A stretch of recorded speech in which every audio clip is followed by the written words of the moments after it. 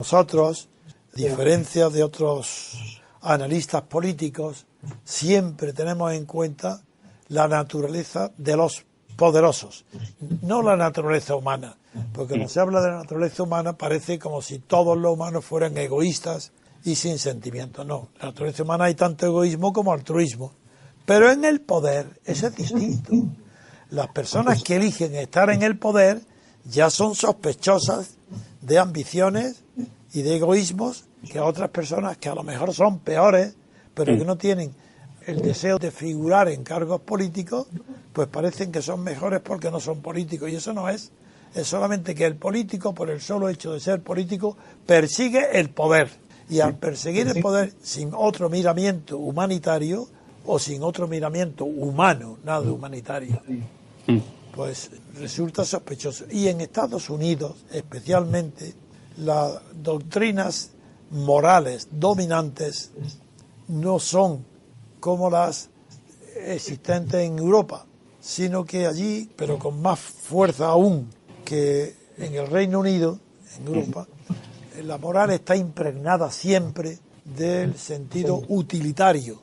Así que para los americanos, la moral tienen que saber que ellos hacen una política para la felicidad del mayor número posible de estadounidenses de su propio país.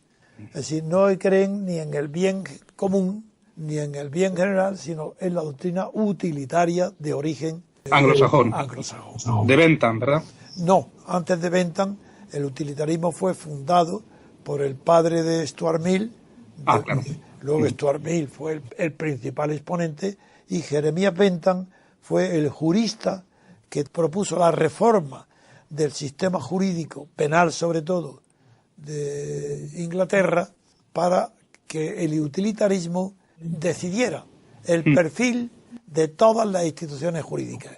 Y por eso, en la cuestión penal, son celebérrimas las propuestas que hizo Jeremías Bentham sobre el ideal de las cárceles, que las cárceles eran un tipo de construcción que un panoptes quiere decir una persona que lo ve todo, pues desde una cárcel el director están construidas de manera que ve todo lo que pasa en el interior de las cárceles. Claro. Y eso era una consecuencia directa del utilitarismo. Usted siempre contaba una anécdota que creo que era que el daño que ocasionaba un zapato a una señora tenía que revertir exactamente. No, eso no es una historia, eso es verdad.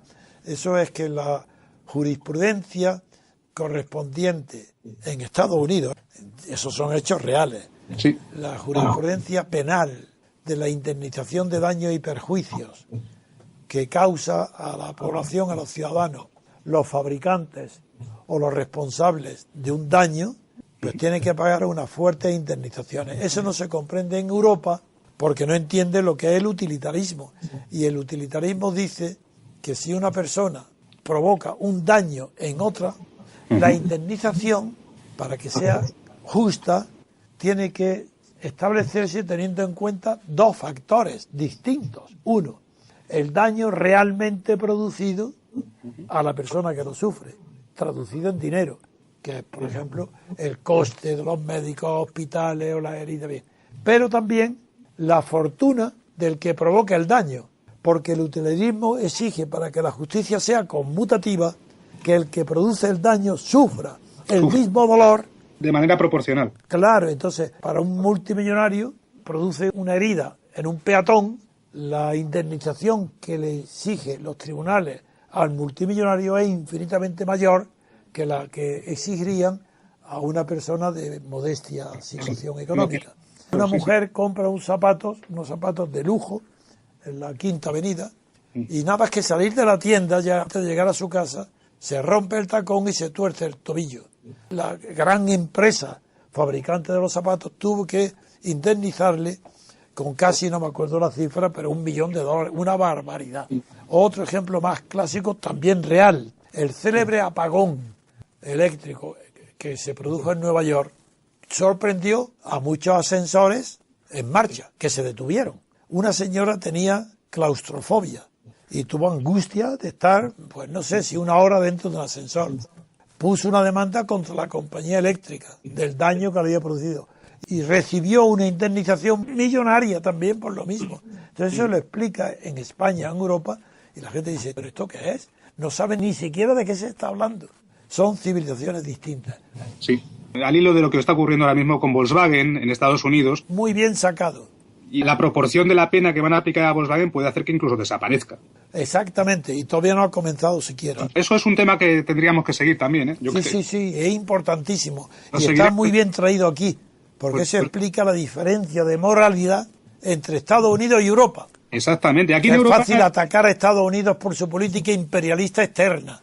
Sí. Pero mirar qué reacción en Estados Unidos que provoca la ruina de una gran empresa y la salida y la pérdida de empleo de miles y miles de trabajadores antes que permitir que permanezca impune, sin castigo, un delito cometido por una empresa multinacional. Eso es maravilloso. Y eso en Europa, ahora que va a Europa, arrastras. Muy bien, pues me alegro de haber traído un tema interesante. Son comentarios que vienen muy bien al hilo y ilustran nuestras conversaciones.